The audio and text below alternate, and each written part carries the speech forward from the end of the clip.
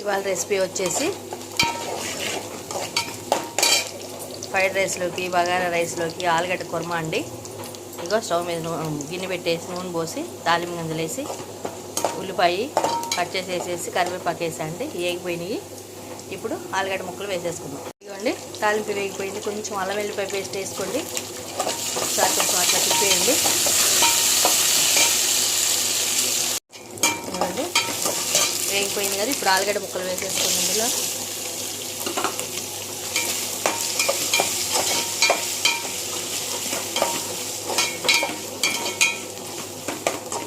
కొంచెం ఇందులో పసుపు వేసుకుందాం. ఇదిగోండి ఆలుగడ్డ ముక్కల్లో పసుపు వేసుకోండి.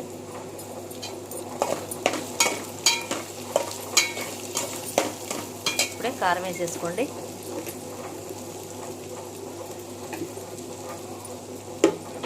సాల్ట్ కూడా వేసేసుకోండి.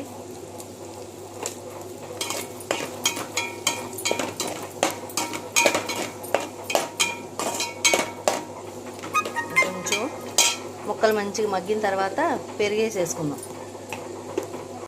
ఇప్పుడు పెరిగేసేసుకోండి.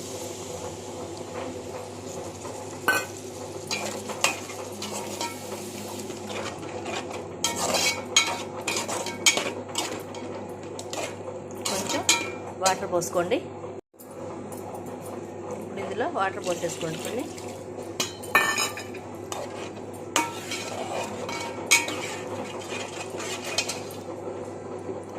కారం సరిపోదండి. ఇంకొంచెం కారం తినేవాళ్ళు కొంచెం కారం వేసుకోండి. లేదంటే ఉప్పు కారం తీసుకొని ఎవరెంత తింటారో అట్లా వేసుకోండి. ఉప్పు కారం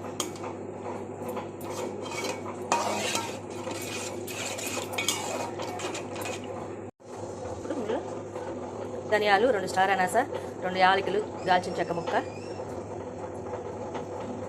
వేసి 4 వెల్లుల్లిపాయ రెబ్బలు వేసి మసాలా పొడి పట్టి మసాలా పొడి అండి. ఇది ఇందులో వేసేసుకోండి.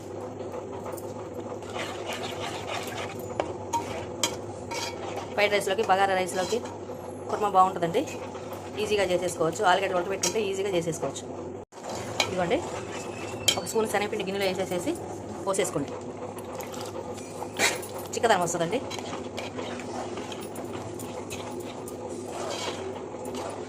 ఇప్పుడు దీన్ని కాస్త సిమ్లో పెడితే మంచిగా మగ్గుతుంది. ఇదిగోండి కూర కొంచెం కొత్తిమీర వేసేసుకోండి. ఉప్పు కారం చూసుకోండి. కూర దించుకునేటప్పుడు ఈ గ్రేవీ ఉంటే చాలండి. దగ్గరికి వచ్చేస్తుంది. చాలా రేఖ చాలండి. ఆలుగడ్డ పెరుగు కుర్మా రెడీ అండి. అందరూ రెడీ చేసుకోండి. టేస్ట్ చేయండి. బాయ్.